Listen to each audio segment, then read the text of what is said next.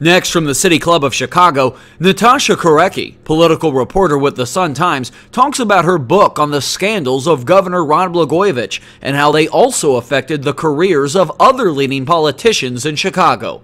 This runs about 30 minutes. Our guest today is the political reporter for the Chicago Sun-Times. Prior to being named political reporter, she was the Chicago Sun-Times federal courts reporter and served in that role for 8 years. Our guest today covered the trials of Rod Blagojevich, George Ryan, Tony Rezko, and Conrad Black, to name a few. As the circus of the Blagojevich saga unfolded, she was right at the center with stories, scoops, blogs, and tweets. Our guest today's book is called Only in Chicago: How the Rod Blagojevich Scandal Engulfed Illinois, Embroiled Barack Obama, Rahm Emanuel, Jesse Jackson Jr., and enthralled the nation. She is the authoritative voice on all things Blagojevich, having followed and reported on the story from the very beginning. Our guest today graduated from the University of Illinois, has 2 beautiful children, and we're honored also to have her husband, Robert McCoppin of the Chicago Tribune here. Ladies and gentlemen, Natasha Korecki. Natasha?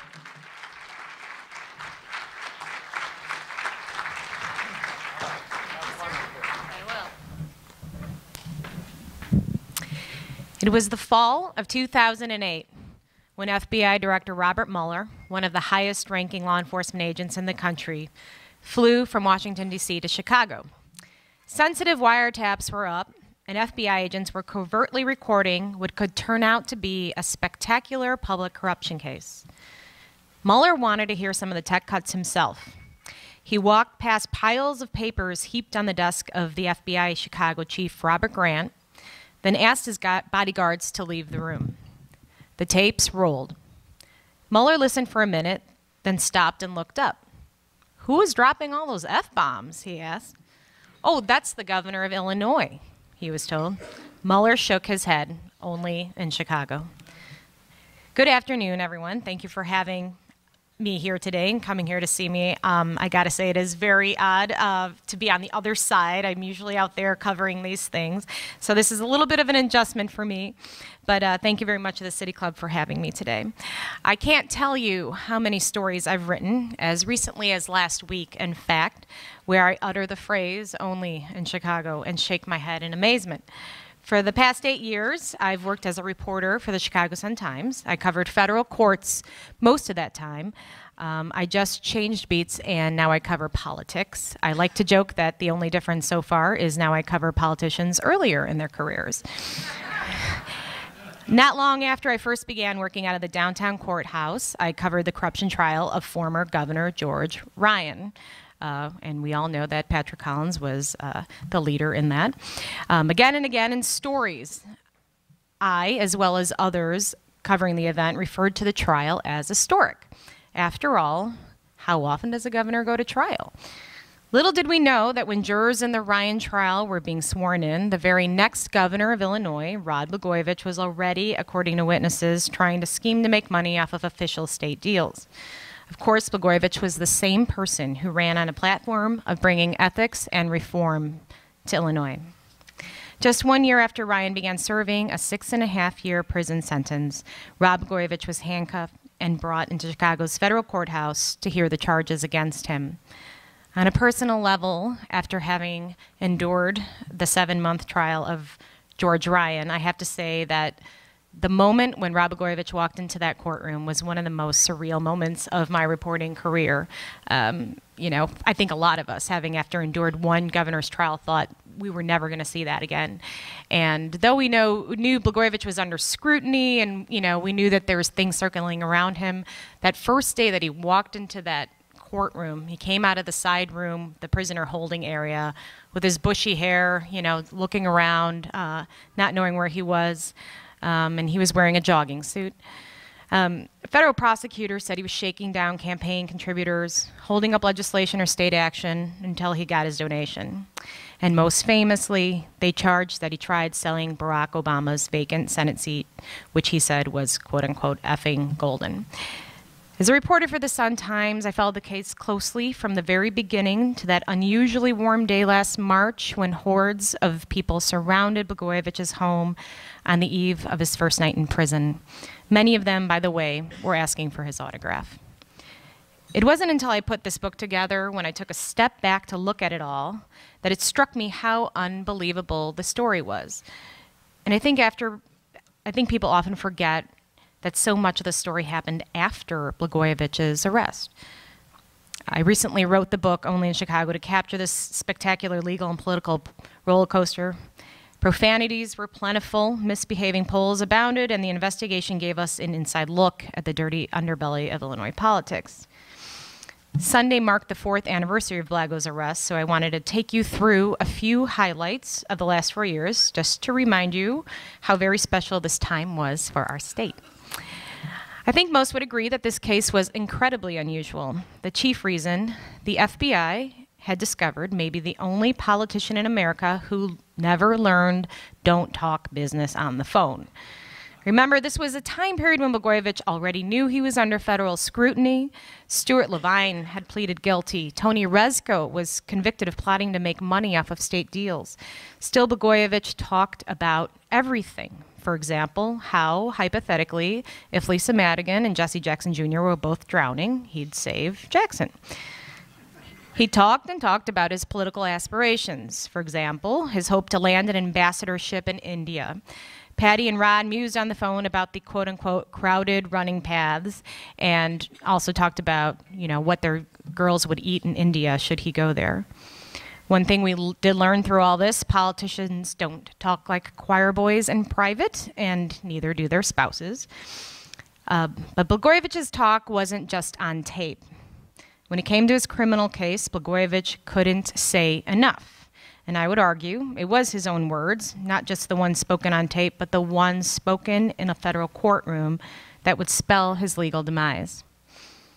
Looking back, consider how floored the public was when Blagojevich came out and announced he would fight the charges. Quote, "I will fight, I will fight, I will fight until I take my last breath," he vowed. How unusual, we all thought at the time, that a defendant would speak out publicly after being charged. Remember how long ago that was? Little did we know that what we were in for. A highly colorful, highly talkative defendant, an unusually highly talkative defendant. For a period, every time he turned on the TV, there would be Blagojevich. He showed up on Letterman. Letterman asked him, tell me the God's truth, why are you here today? And he said, well, I've always wanted to be here in the worst way. And of course, Letterman said, you are here in the worst way. He got his hair tousled by the women on The View. He compared himself to Martin Luther King, to Churchill, to Gandhi, and even once declared that he was, quote, blacker than Obama. A week after his indictment, he went back into federal court to approach the judge. His request, he wanted to go to Costa Rica to take part in a reality TV show. U.S. District Judge James Zagel said no. He told him to concentrate on the case before him. Blagojevich left the courthouse that day and swore that he was concentrating on his case. Later that same week, we saw Blagojevich on TV, hoisted in the air to simulate flying. The Superman theme played in the background. He was filming a commercial for reality TV. Instead, his wife traveled to Costa Rica. She suffered through the jungle and at one point ate a tarantula on TV. Eventually, Blagojevich did land his own spot on The Celebrity Apprentice, and Donald Trump, it took a couple of episodes. Donald Trump did eventually fire him after he was unable to type or text, which he got a lot of grief for a long time. In the weeks before his trial, Blagojevich hit the airwaves with regularity, pleading his case and criticizing the government for attacking him and his family in his own home. Blagojevich started becoming something of an anti-hero. For a time, he turned things around, criticizing the government for recording him and his wife in his home. He challenged the government time and again to, quote, play all the tapes. Along the way, Blagojevich attracted a new following, a cadre of people who sometimes showed up to court hearings to cheer him on. I'll never forget the young man who had a Blagojevich tattoo on his thigh. On the Northwest Side, someone painted on the front of their garage Blagojevich dunking a basketball, much Michael Jordan-like. This was all in the backdrop, however, of something more serious that was looming, Blagojevich's criminal corruption case. The trial began in the summer of 2010. Blagojevich was represented by probably the only person who liked the camera more than he did, Sam Adam Jr. Adam ended up acting as not only Blagojevich's cheerleader, but he fit nicely into Blagojevich's storyline, It's Me Against the World. At one point, Adam tried to subpoena President Barack Obama for the case. Those were just some of the things he did. Those watching closely, though, knew that a lot of the defense work fell on others, including Aaron Goldstein, who's sitting over there. And, of course, it was also Shelley Sorosky, who sometimes had to step in and act as Adam's interpreter and deftly deal with Judge Zagel on behalf of the defense team. Adam, at one point, volunteered to spend the night in jail. The judge didn't let him do as he pleased during closing arguments. But he did eventually obey the judge's rulings. And in closing arguments, Adam gave something of a dramatic performance. He whispered and shouted different lines. He poked fun at his own client. Quote, if you had Joan and Melissa Rivers in a room, you wouldn't hear that much talk. He put attention on others. They arrested Rod Blagojevich. You know who they didn't arrest? Jesse Jackson Jr. In defense of Patty Blagojevich, Adam screamed, kickbacks for work is a job, man. When the jury, half men and half women, went back to deliberate on the 24 counts, they said they were confused. Then they began to fight, and eventually they were unable to reach consensus except on one charge, the weakest, lying to the FBI. However, that still did carry a 5-year term, someone reminded me today. You would think a defendant would rejoice in getting a mistrial. After all, they're exceptionally rare in federal court. I think it's something like 95% of defendants who go to trial are convicted. But Blagojevich, in an interview with me, said he was furious that he was convicted of anything. He said, quote, that's what happens when you don't put on a defense. In the second trial, things were drastically different. Goldstein took the reins. But Blagojevich fell out of the public eye. He studied up on his case. He put his nose to the grindstone, listened to all his tapes. He was convinced that one man could save him, himself. Rod Blagojevich took the witness stand in his second trial. To him, it was freeing. He finally told his side of the story. He spent 7 long days on the witness chair, but many thought that a lot of it was undone when a question was posed by the prosecutor, Reed Shar. Quote, you are a convicted liar, correct? Ultimately, the feds presented a clearer, simplified case, and this jury was different. It heard Blagojevich's side of the story, and while they really liked him and they said later, they really wanted to side with him, they just couldn't when they looked at the law. Blagojevich was convicted on 17 of 20 counts against him. Of course, he is appealing. Zagel, who had put up with so much of Blagojevich's chatter outside of court, sentenced him to 14 years in prison. He had given a mob informant who admitted to multiple murders 12 years. Of course, Blagojevich's case was much more than just Rod Blagojevich. Blagojevich was arrested in part to keep him from making a corrupt appointment to the U.S. Senate seat, remember. Yet stunning everyone, Rod Blagojevich appointed someone to that seat anyway, giving Roland Burris the nod. The Democrats fought it, but Burris took the seat, and in a matter of just a few weeks, Burris was under investigation. He was the subject of a perjury probe. He got himself into a mess after he testified before the House Impeachment Committee about his ties to Blagojevich. Ultimately, he wasn't charged, but the cloud followed him, as did a congressional ethics sanction, and he never ran for a full term. Also consider the number and variety of politicians who were part of the storyline. Here we had Barack Obama, a hometown hero, going to the White House, but before he got there, he had to sit down with the FBI to submit to an interview about Rod Blagojevich. White House advisor Valerie Jarrett had to sit down with the FBI before going to Washington, as did Rahm Emanuel.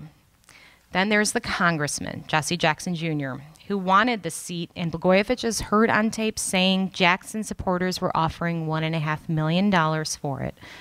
Roland Burris was on tape, Rahm Emanuel was on tape, Harry Reid, Patty Blagojevich, a slew of aides, the list goes on. Still, there's a question that lingers with the Begovic Affair, and I get asked this often. If it was so monumental, we must have learned something from it, right? Sadly, one can argue we haven't come all that far. Months after Blagojevich was sentenced to 14 years in prison, a state rep was arrested for allegedly taking a bribe. There were tapes. His lawyer, Sam Adams Jr., Aaron Goldstein, Shelley Sorosky, and their judge, Judge Sagel. Jesse Jackson Jr. was scrutinized in the Blagojevich case, but he wasn't charged.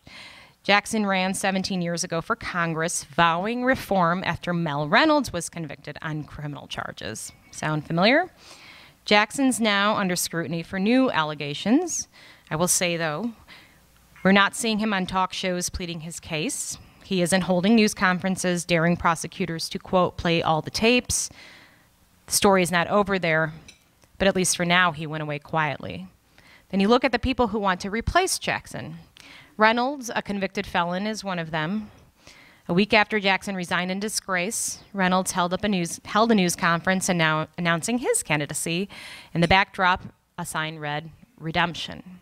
Another candidate who wants to replace Jackson was just arrested last week for having a weapon in his carry-on luggage at O'Hare. He's up in court tomorrow. So one thing we can say we've learned so far in the city is political change cannot be brought about by criminal indictment alone. It's up to voters to stand up and say enough is enough. And if their elected official is, for instance, under indictment, maybe they take a second look before sending him back to office. Today, a known reformer is in the governor's mansion, though his approval rating isn't exactly soaring. Mayor Daley's nephew was recently charged for involuntary manslaughter due to dogged work by our investigative team. It's safe to say our politicians will keep going to prison. The lawyers will be employed for some time in this town, but so too will the journalists. Thank you very much.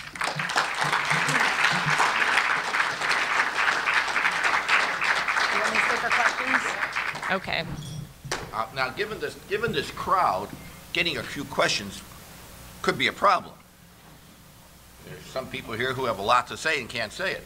So, if you have a question, trying to be moderator. Questions, anybody, stand up. We don't have to write them out, just stand up. Who are you? All right, blur it out.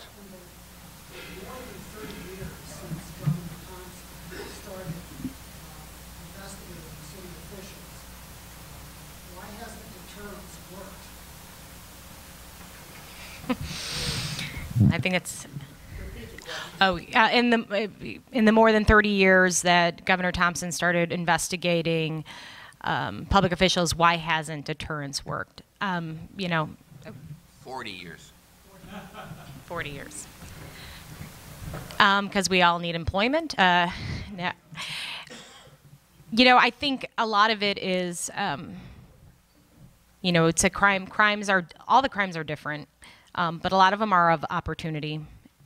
In Blagojevich's case, and Aaron probably know a lot better than I, but I would say, when you heard him on the tapes, it was a man who was desperate at that point.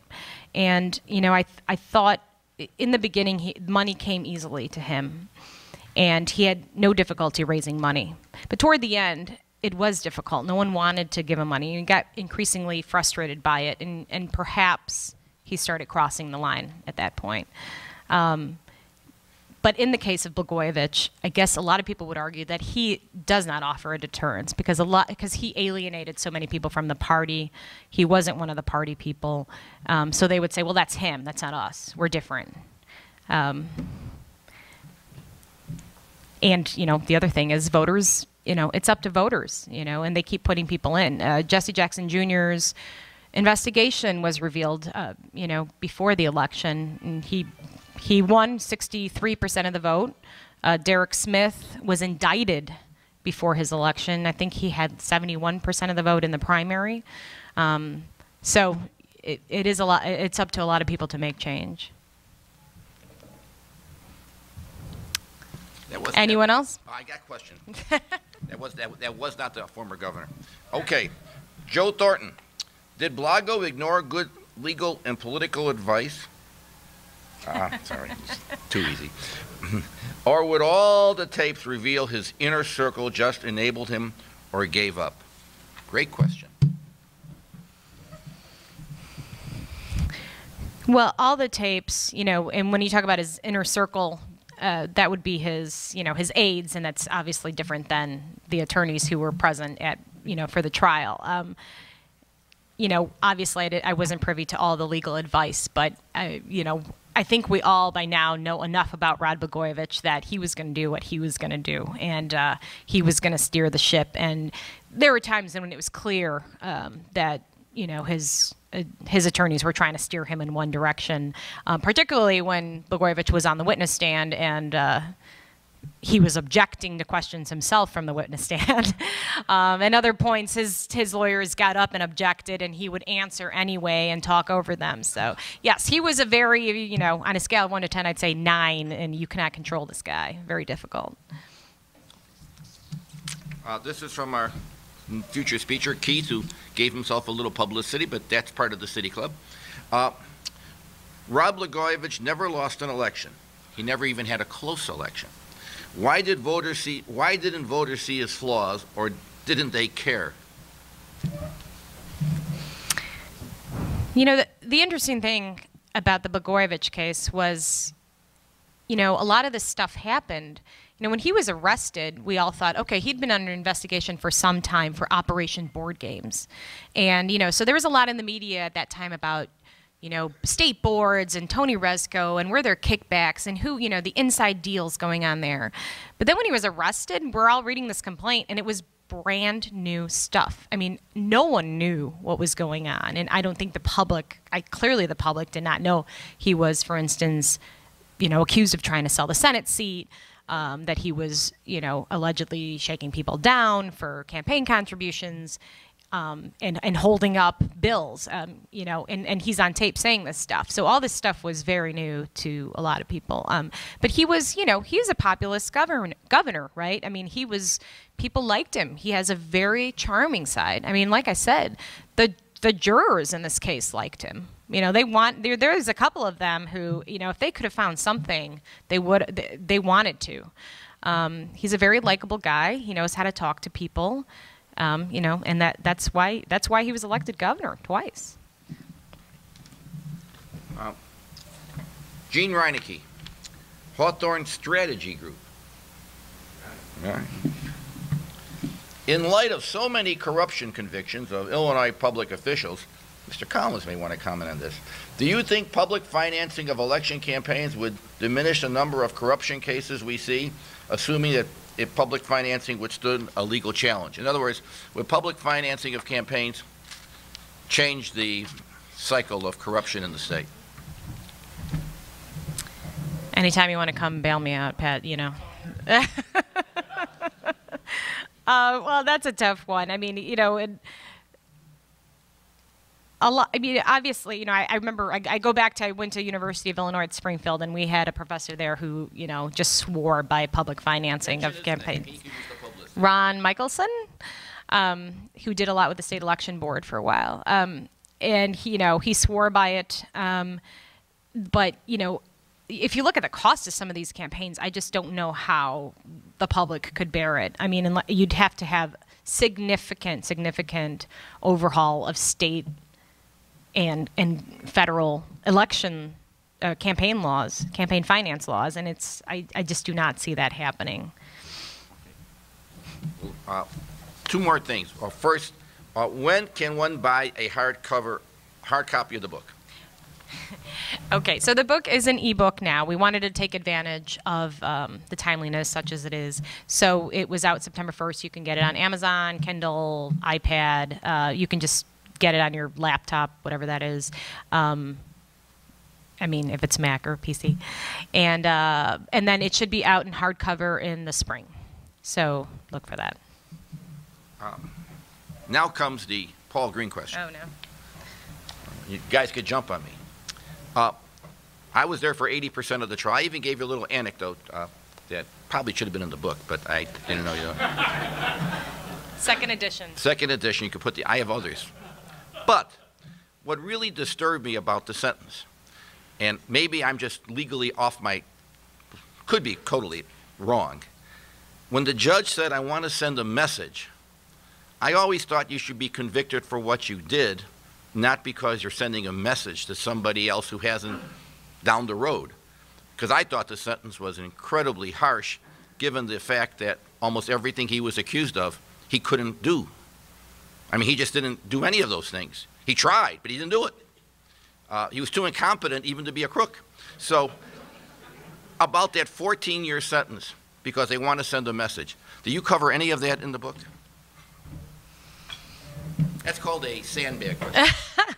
Well, yeah, sure. We talk about that a little bit. And yes, I mean, Zagel was trying to send a message. And yes, judges are allowed to take that, to weigh that in, right?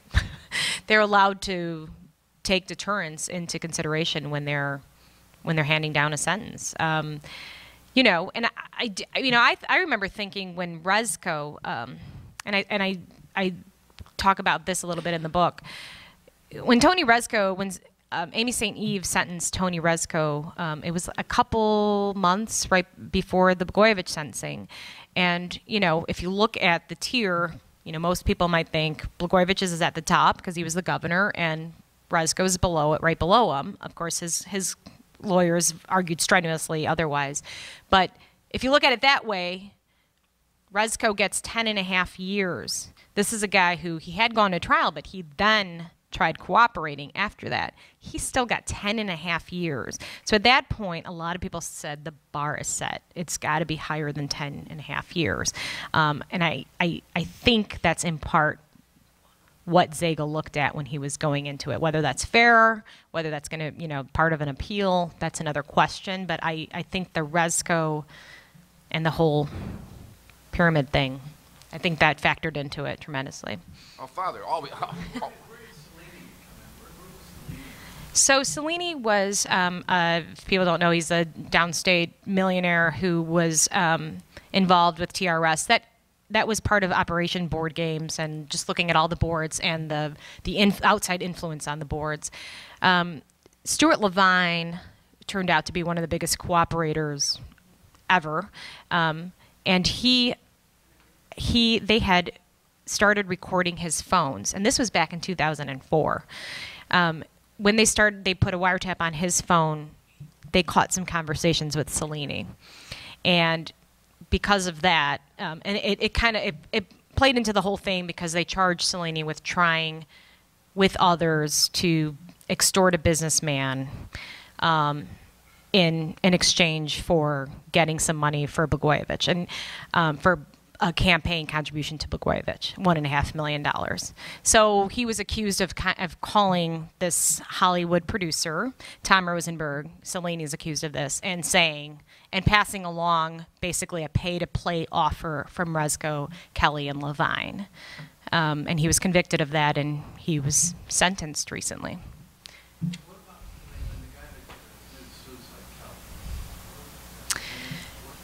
Chris Kelly, yeah. In fact, there's a whole chapter. There's a whole chapter about him. It's a tragic and complicated, fascinating tale. You know, Kelly was much more of a, you know, blue collar type who was trying to rise up through, you know, the ranks, and he was kind of the point man for Blagojevich in fundraising. He did a lot of the fundraising. He was indicted 3 times by the federal government. It was extremely unusual. It was clear that they wanted him to cooperate. One of the indictments had to do with the Blagojevich case. He never went to trial because he killed himself before that. The other 2 cases had to do with side business, and he had a gambling issue, among other things. But yeah, it was a very tragic tale there. He definitely felt the pressure.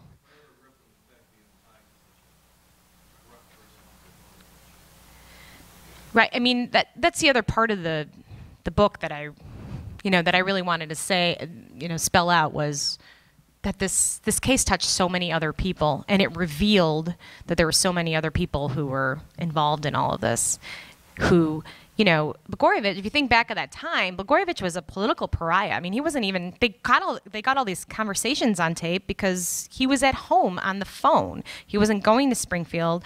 He wasn't going to work. He was at home. So they got all these conversations on tape. You know, it was, but he was a political pariah, and but he then got the power to a point, and it was an extremely rare power, right? Because Barack Obama vacated the Senate seat. The sole appointment power went to Rod Blagojevich. So after he got that power, suddenly he became very popular again.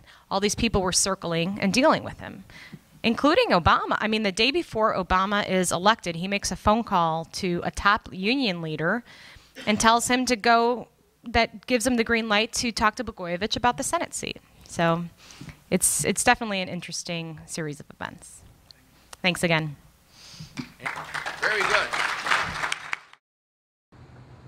You're watching the Illinois Channel, an independent nonprofit corporation formed to provide gavel-to-gavel coverage of Illinois state government and other public affairs events taking place across Illinois.